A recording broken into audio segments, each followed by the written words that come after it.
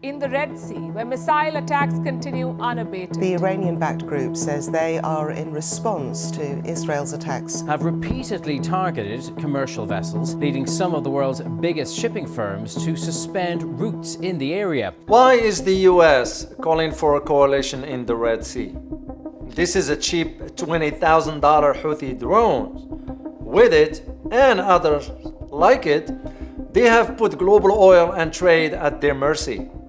With all their might and billions of dollars in weapons, the US and the UK can't stop them. The real question is, why? What are they afraid of? Though they are going to try anyway. The US is calling their multi-million-dollar retaliation Operation Prosperity Guardian.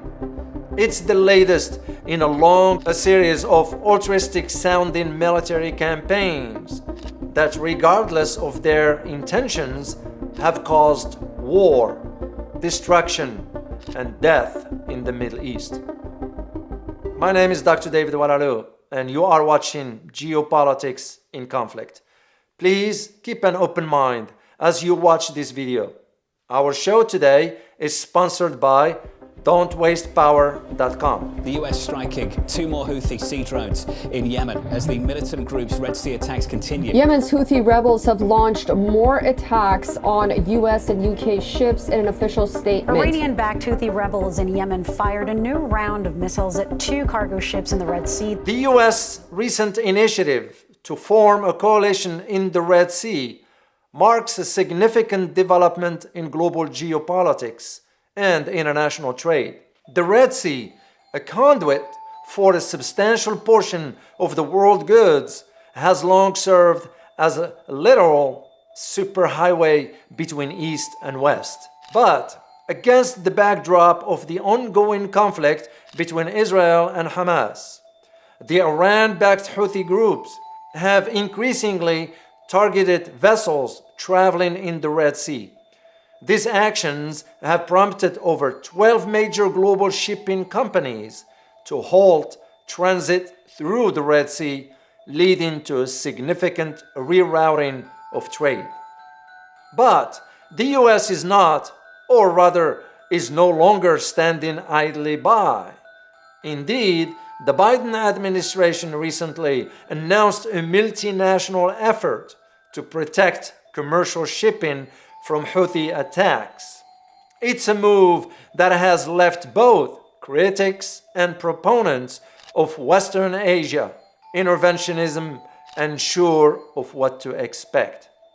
Just like groceries and gas, your energy bill is expected to keep hitting record highs over the coming months. Despite most Americans being behind on their utility bill, costs continue to rise as much as 60% compared to previous years. It's reached a point where some power companies have a shocking $13 million in uncollected bills because the average person can't afford the cost of today's electricity. Yet costs show no signs of slowing down. This is why tens of thousands of people are starting to use this magical little device to help slash their power bills down and beat the greedy utility companies. The device is a compact, energy-saving device that helps reduce electricity bills and optimize a home's power usage. It's designed to stop your home from wasting unnecessary energy, reducing your home's electricity usage, extending the lifespan of appliances, ensuring a consistent and safe flow of electricity to your home, and much more. Simply plug it into a wall outlet and the cost savings begin. The first month alone helps pay for itself.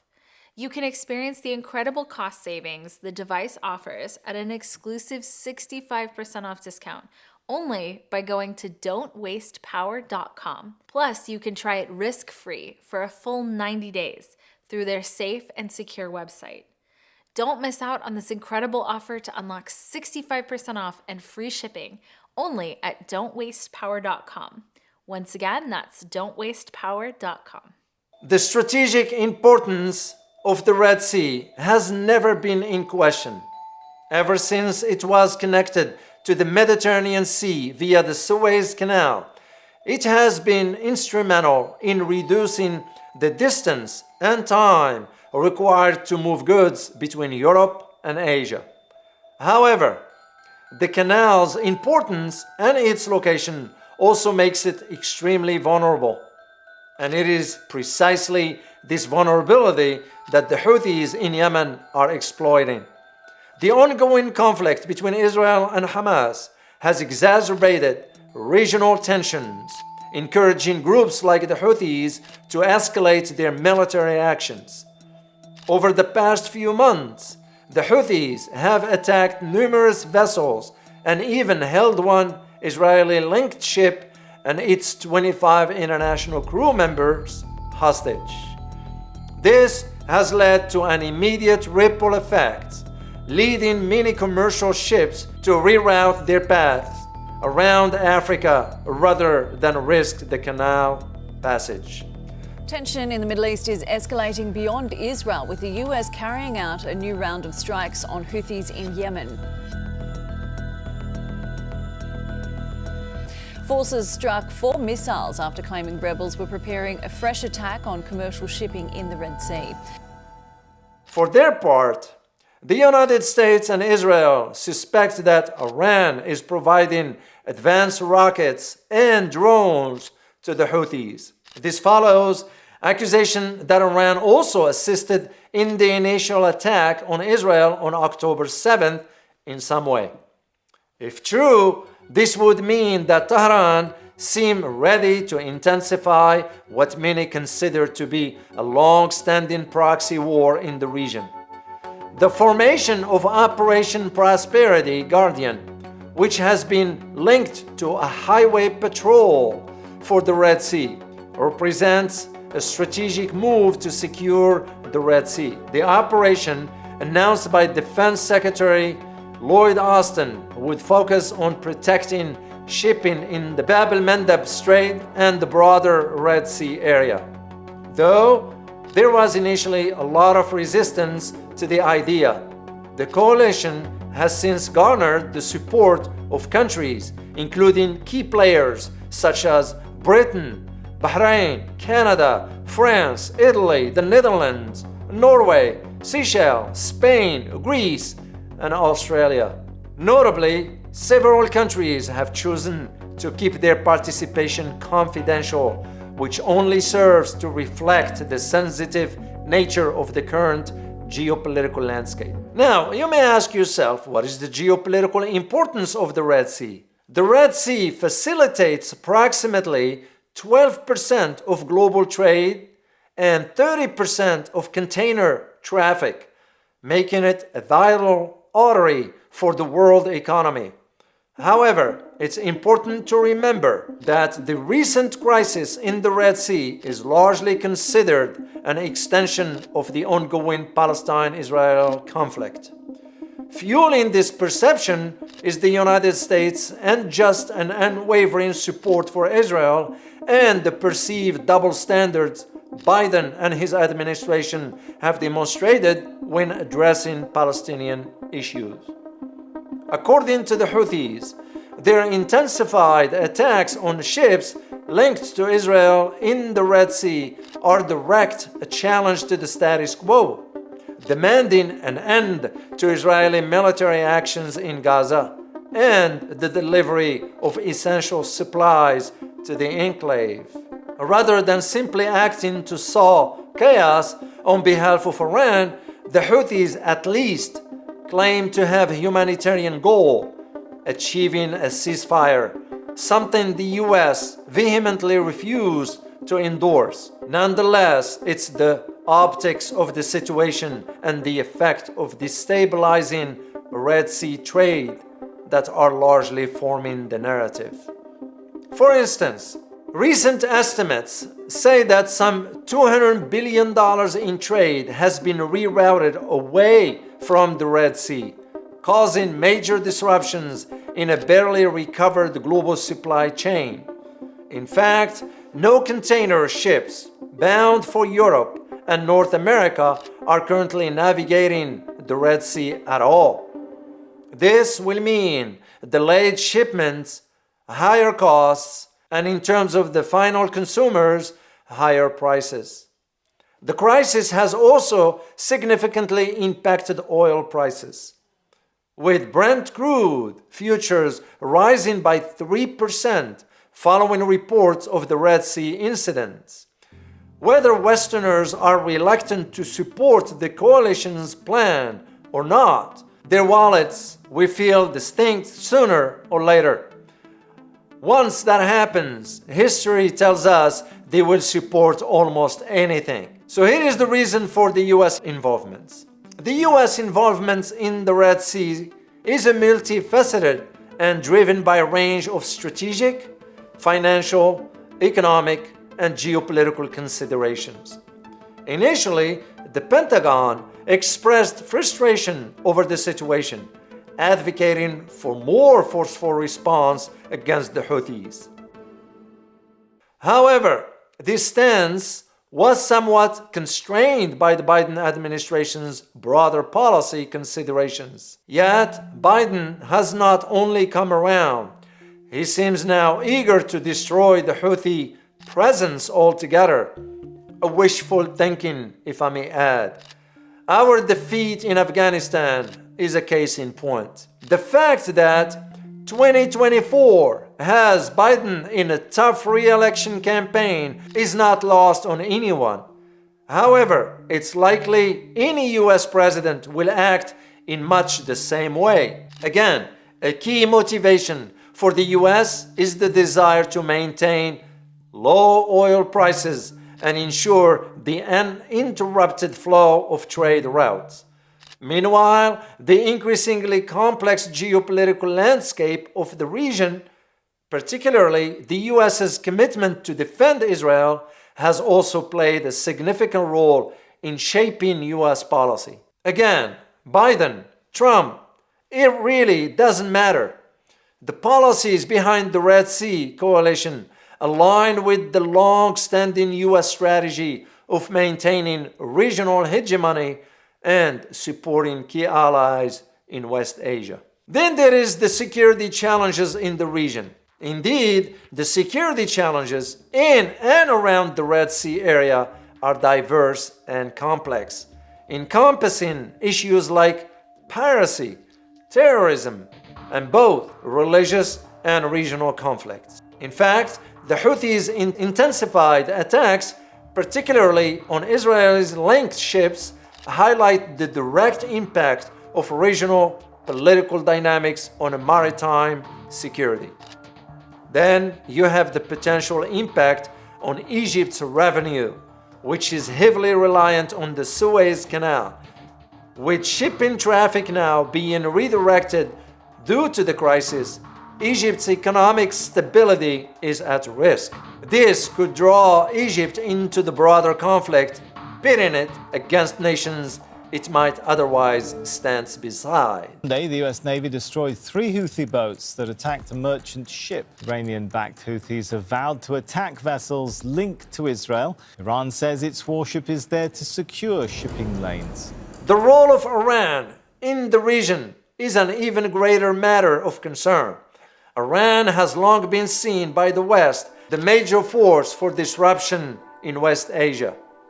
The country is accused of backing groups in multiple nations and has a very specific grievance against Israel.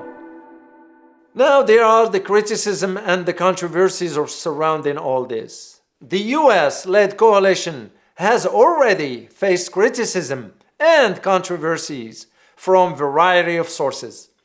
The initial limited support for the coalition, with Bahrain being the only Arab state among the first 10 nations to join, highlights the challenges the US faces in garnering broader regional support. The coalition later expanded to 20 countries, though many do not trust the Pentagon's statements regarding this fact. That's exactly the case. The Pentagon has announced that more than 20 countries have agreed to participate. But the diverse perspectives and responses of France, Spain, Italy, and other nations reflect the situation's complexities. Moreover, the reluctance of some countries to disclose their participation publicly points to a very delicate balance of regional and international politics that could result in a serious backlash down the line. Finally, the dilemma faced by many Arab states, many of whom prefer to avoid deep involvement in the Israel-Palestine conflict, further complicates the situation. Many of them see themselves standing in the center of an invisible line where stepping too far to any one side will forever position them with one side and against the other. In a region where grudges last thousands of years, this is not an ideal situation. So what are the potential impacts and outcome? Of course, the formation of the coalition has significant implications for regional stability and international relations. The Houthis' threat to target U.S. battleship and interests in the region, if attacked, indicates a potential escalation of the conflict. And if Iran chooses to provide more direct assistance, protracted conflict will be all but inevitable. Meanwhile, many analysts continue to criticize the coalition for focusing on military responses rather than addressing the underlying causes of the Red Sea crisis, particularly the Israel-Palestine conflict. Some see the US's strategy in the region, including its reluctance to support a ceasefire, as exacerbating rather than mitigating the situation. Yet the US cannot uncouple itself from Israel without disastrous consequences for both nations. Even Trump, the former president, who criticized retaliations against the Houthis, has often argued he would be a more ardent supporter of Israel than Biden has been. Of course, the rerouting of ships via the Cape of God Hope in South Africa poses now new challenges. This longer route adds substantial costs and logistical complexities to global shipping, affecting the timely delivery of goods and commodities. Despite these escalating tensions, financial markets have remained largely unaffected so far. However, it's uncertain whether this indicates a level of resilience or simply a disconnect from the immediate impact of the crisis. Given the intricate web of alliances and conflicts in the Middle East, Iran's cautious against a Western naval coalition in the Red Sea, and the potential for further regional tension is high, as Israel finds itself increasingly surrounded by hostile actors.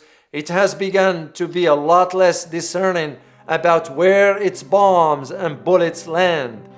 Already there are reports of sporadic fire along the Golan Heights and south of Damascus, indicating that the conflict may soon spill over into Syria. Here's my conclusion for you. The situation in the Red Sea is a microcosm of the region's broader geopolitical and security challenges.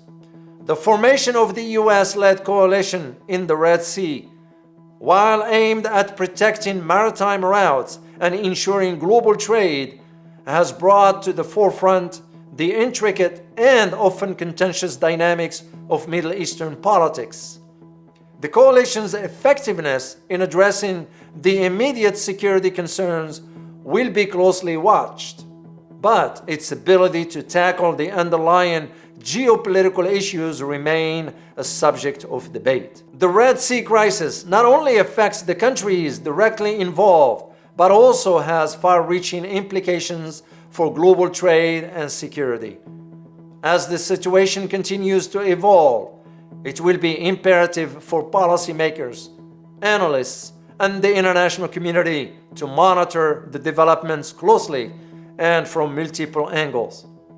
If they don't, we will all read about the worst of it in the following day's headline. We hope you enjoyed this video and feel free to comment, but as always, please try to keep things civil so that we can have an informed discussion that benefits everyone. Also, please like, share, and subscribe for more comprehensive and balanced political analyses on today's biggest issues. Thank you.